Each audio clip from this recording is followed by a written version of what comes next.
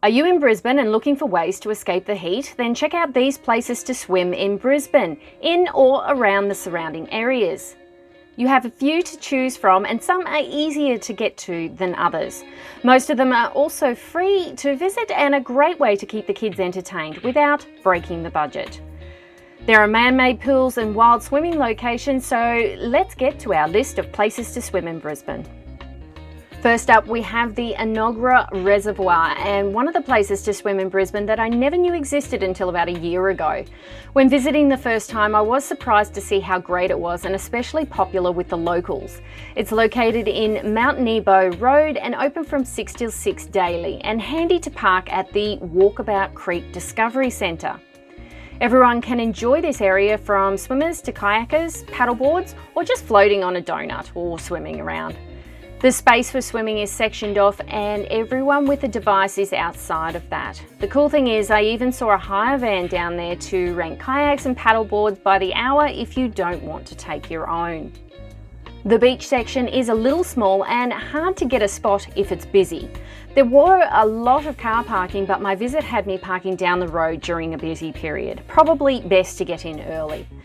If you want some added entertainment, there seems to be a number of hikes and biking trails around, as well as toilets and a cafe located near the car park.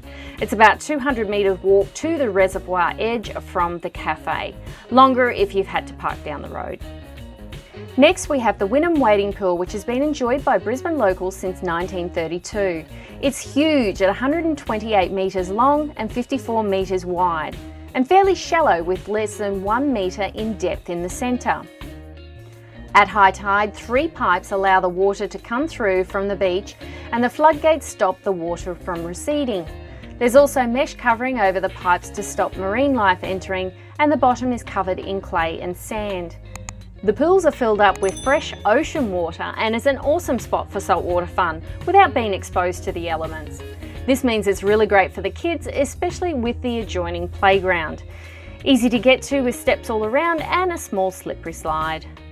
The Mount Me Rocky Hole is definitely seasonal and only good after some good rain. This tends to be during the summer months between December and March.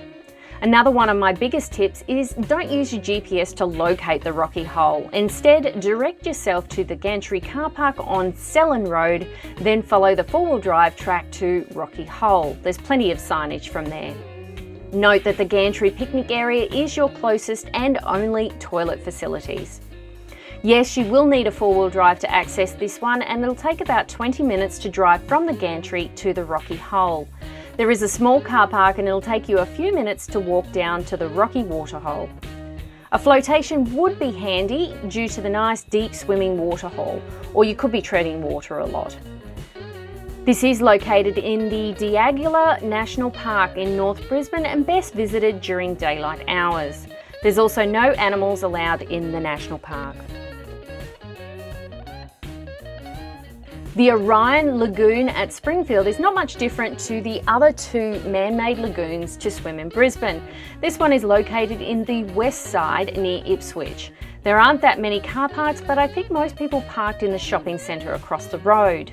The depth varies for toddler-friendly pools at 0.3 metres or 1.5 metres for the older people. Gently graded from the edge to simply walk in, deepest part obviously being in the middle. There are some colourful shades and plenty of grass areas to park your gear, even a cafe for snacks if you don't bring your own. It's free to enter, located on the Southern Cross Court in Springfield Central and open from 8 till 4 between September and March each year.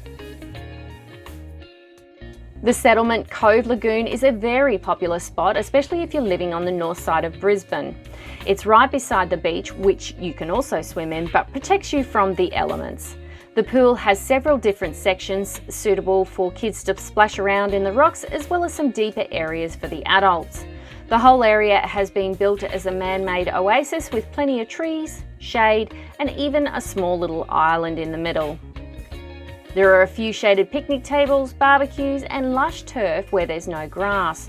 You can often find a coffee and ice cream down there too if you're after a quick snack. Weekends, school holidays and public holidays tend to be extremely busy, so best to go early and always handy to bring your own gazebo or something to sit on. Finding a car park can be really hard through those times as well. This is a great day out to take the picnic, gather the family or a group of friends and settle in for some life-guarded fun. Bribie Island would have to be one of my favourite places to swim in Brisbane, but there are plenty of different spots around on the island, especially if you have a four-wheel drive vehicle. Everyone else with a two-wheel drive vehicle can still enjoy the space, and you also have a choice over the calm side on the west coast or the beach waves on the east coast.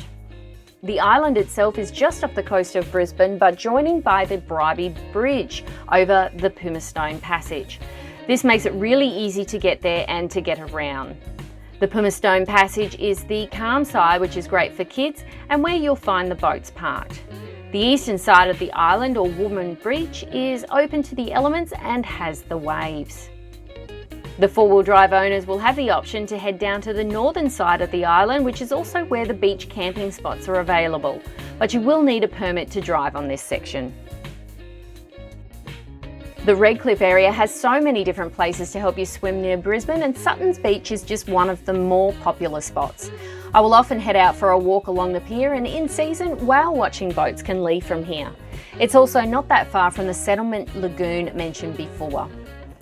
Apart from that, you can pretty much swim anywhere along the beach. You are open to the elements, but the waves don't get that bad. I have also seen kayakers and paddleboarders in the area with lots of space and calm waters. There are public toilets and shaded picnic areas, but it also depends where you stop. Plenty of restaurants and food choices as well.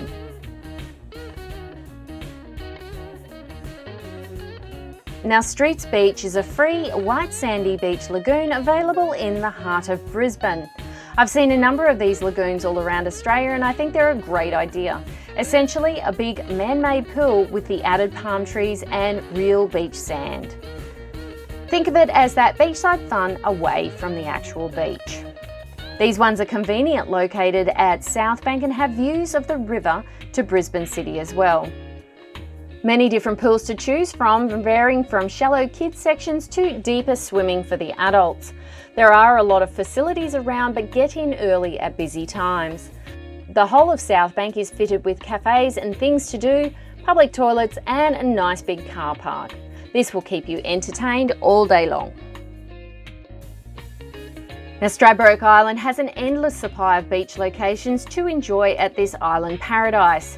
Not only that, but you have crisp freshwater swimming available at Brown Lake, just inland from Dunwich. North Stradbroke Island lies 30 kilometres off the coast and the world's second largest sand island. It's 38 kilometres long and 11 kilometres wide for that perfect holiday or day trip destination from Brisbane. Ferries leave every day from Cleveland, taking 1 hour to journey to the island and choose between any of these Straddy beaches. If you're planning to stay longer, there is plenty of accommodation options to choose from and lots of other ways to keep yourself entertained. Are you looking for other things to do in South East Queensland? Then click the link here to check out other things to see and do, and I'll see you for the next video.